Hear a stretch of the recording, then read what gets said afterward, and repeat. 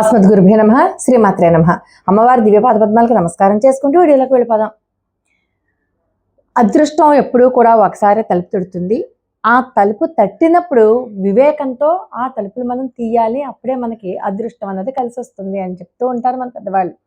అది చాలా నిజం. అందుకనే ఒక్కొక్కసారి మనం జాతకాలు చూపించుకుంటూ ఉంటాం కదా! దాంట్లో ఒకవేళ మనకి మంచి యోగం ఏదైనా కలిసొచ్చిందనుకోండి, అప్పుడు మనం మంచి పనులు చేస్తే మనకి విపరీతంగా కలిసొస్తుంది.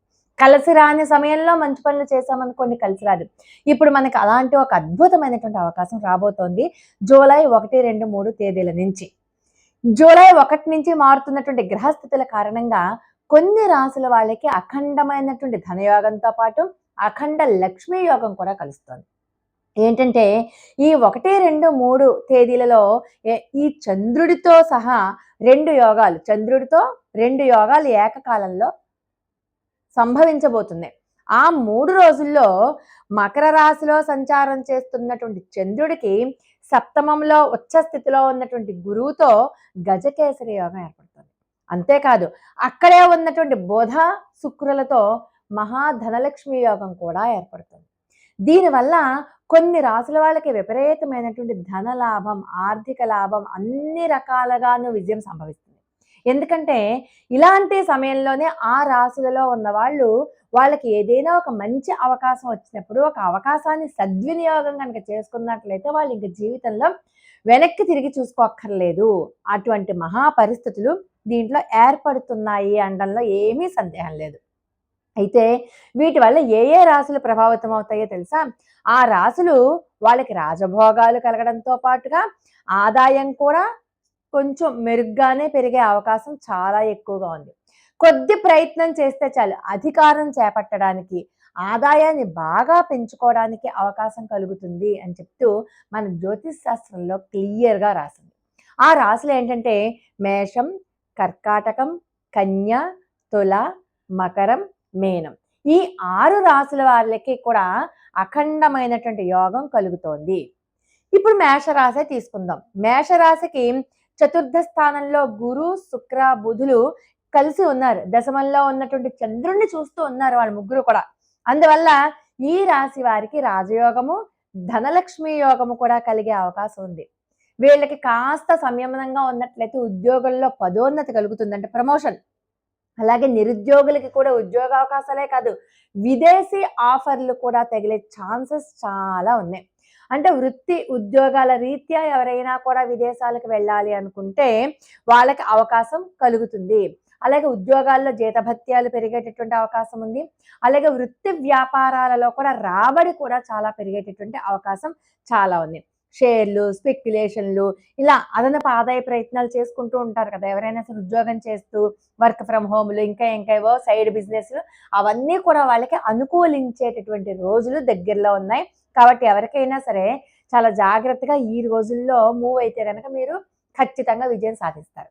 కర్కాటక రాశి.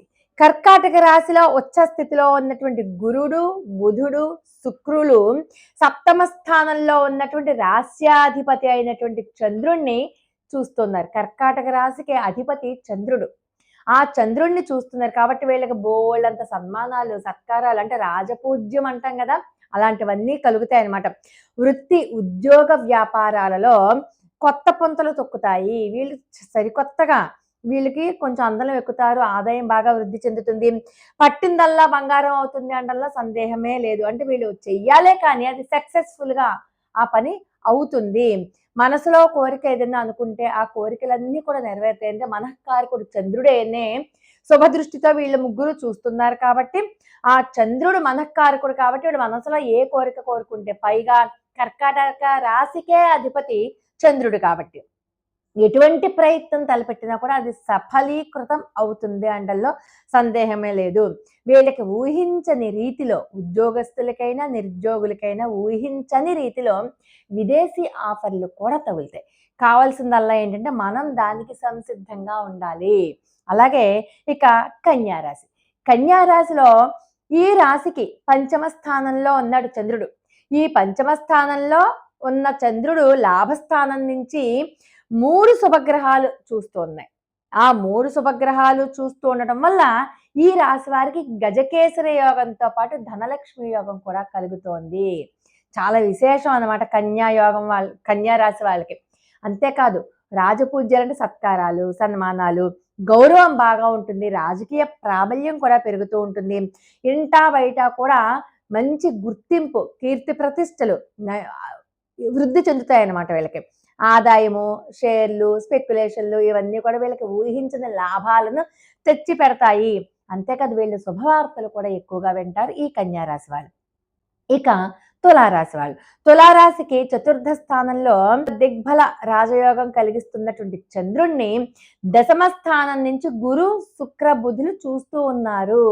దశమ స్థానం నుంచి చూస్తూ ఉండడం వల్ల ఈ రాశి వారికి తిరుగులేని రాజయోగం, భాగ్యయోగం ఇవి కలుగుతాయి అన్నమాట. అంటే వీళ్ళకి కూడా అంతే ఆస్తులు కలిసి వస్తాయి. పట్టిందల్లా బంగారం అవుతుంది. వీళ్ళు ఏ పని చేసినా కూడా విజయం వైపుకే అడుగులు వస్తాయి. వీళ్ళకి ఏదైనా సరే ఆస్తి వివాదాలు, కోర్టుల్లో, కేసుల్లో, గొడవల్లో చిక్కుకుపోయినవి ఏవైనా ఉంటే అవి ఆ ఆస్తి తగాదాలు వీళ్ళకి అనుకూలంగా పరిష్కారం అవుతాయి. గృహ వాహన ప్రయత్నాలు సక్సెస్ అవుతాయి. కాబట్టి మీరు ఆ దిశగా ప్రయత్నం చేసుకోండి. ఒకవేళ ఏదైనా కోర్టులో కేసు ఏదైనా ఉంటే దాన్ని ప్రయత్నం చేయడానికి మొదలు పెట్టండి. ఇప్పటి నుంచి మొదలు పెడితే మీకు తీర్పు వచ్చే సమయానికి ఆ యోగం ఉండడం వల్ల మీకు అనుకూలంగా తీర్పు వస్తుంది. ఇల్లు కొనుక్కోవాలి అన్నా, స్థలం కొనుక్కోవాలి అన్నా మీరు ఆ ప్రయత్నాలు సక్సెస్ఫుల్గా సాగుతాయి. అంతేకాకుండా ఈ వృత్తి ఉద్యోగాల్లోనే కాకుండా మీకు సోషల్గా మీరు ఏదన్నా చెయ్యాలి అనుకున్నా, అంటే సోషల్ స్టేటస్ పెంచుకోవాలనుకున్నా, అంటే సామాజికంగా మీకు ఒక హోదా, ఒక స్థాయి, ఒక రాజకీయ పలుకుబడిని ఉపయోగించి వెళ్ళాలి అనుకున్నా అది కూడా మీకు సక్సెస్ఫుల్గా అవుతుంది. ఆదాయం కూడా మీకు చాలా బాగా వృద్ధి పొందుతుంది. మకర రాశి ఉంది. ఈ మకర రాశిలో ఉన్నటువంటి చంద్రుణ్ణి సప్తమ స్థానం నుంచి ఉచ్చ స్థితిలో ఉన్నటువంటి గురు, శుక్ర, బుధులు చూస్తూ ఉన్నారు. దానివల్ల వీళ్ళకి ఆర్థికమైనటువంటి అభివృద్ధి కలుగుతుంది. అంతేకాదు తొందరగా కలుగుతుంది. శీఘ్రమైనటువంటి పురోగతికి బాగా అవకాశం ఉంది. రాజయోగాలు కలుగుతాయి. రాజకీయ పలుకుబడి పెరుగుతుంది. ఇంకా ప్రముఖులతో పరిచయాలు వృద్ధి చెందుతాయి. ప్రముఖులు పెద్ద పెద్ద వాళ్ళు ఉంటారు కదా, ఎమ్మెల్యేలో, ఎంపీలో, మంత్రులో, ఇంకా ఇంకా ఇంకా ఎవరైతే ప్రముఖులో వాళ్ళందరితోనూ పరిచయాలు వృద్ధి చెందుతాయి. సామాన్యుడు సైతం కూడా సంపన్నుడు అవడానికి అవకాశం ఈ రాశి వారికి ఉంటుంది. వాళ్ళు కాస్త ప్రయత్నం చేసి ఒళ్ళు బద్ధకాన్ని కనుక తగ్గించుకుని వాళ్ళు శక్తికి మించి కనుక శ్రమ చేస్తే, వాళ్ళు ఎంత శ్రమ చేస్తే అంతకు మించి సంపన్నులు అవుతారు అనడంలో సందేహమే లేదు. దీంట్లో ఈ రాశి వాళ్ళు కొంచెం ప్రేమలో పడడం, ప్రేమ పెళ్ళిళ్ళు ఇలాంటివన్నీ కూడా జరుగుతాయి ఈ రాశి వారికి. మీనరాశి.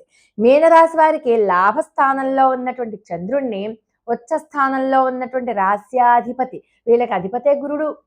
ఆ గురువుతో పాటుగా బుధ, శుక్రులు కూడా చంద్రుణ్ణి వీక్షిస్తూ ఉన్నారు. దానివల్ల ఈ రాశి వారికి రాజయోగంతో పాటు ధనధాన్య సమృద్ధి ఎక్కువగా ఉంటుంది. ఆ యోగం కూడా ఉంటుంది. మనసులో వీళ్ళు ఏదైనా కోరికలు కోరుకుంటే ఆ కోరికలన్నీ చాలా వరకు నెరవేరిపోతాయి. చీకు చింత లేనటువంటి సంసారం అంటారు కదా, అలాగే చీకు చింత లేనటువంటి జీవితాన్ని వీళ్ళు గడుపుతారు. షేర్లు, స్పెక్యులేషన్లు, ఆర్థిక లావాదేవీలు ఇవన్నీ కూడా వీళ్ళు ఊహించనంత లాభాన్ని తీసుకొస్తాయి. అంత గొప్ప లాభాన్ని పొందుతారు. ఉద్యోగ ప్రయత్నాలు చేసినా సక్సెస్ అవుతాయి. వీళ్ళకి పెళ్లి కాని వాళ్ళు ఎవరైనా ఉంటే పెళ్లి ప్రయత్నాలు చేసినా సక్సెస్ అవుతాయి. ఇప్పుడు వీళ్ళు సంతాన ప్రాప్తికి కూడా అనుకూలంగా ఉంది. పెళ్ళైన వాళ్ళు సంతాన ప్రాప్తి కోసం ఏదైనా మందులు వాడుతున్నా అవన్నీ కూడా సక్సెస్ఫుల్గా అవుతాయి.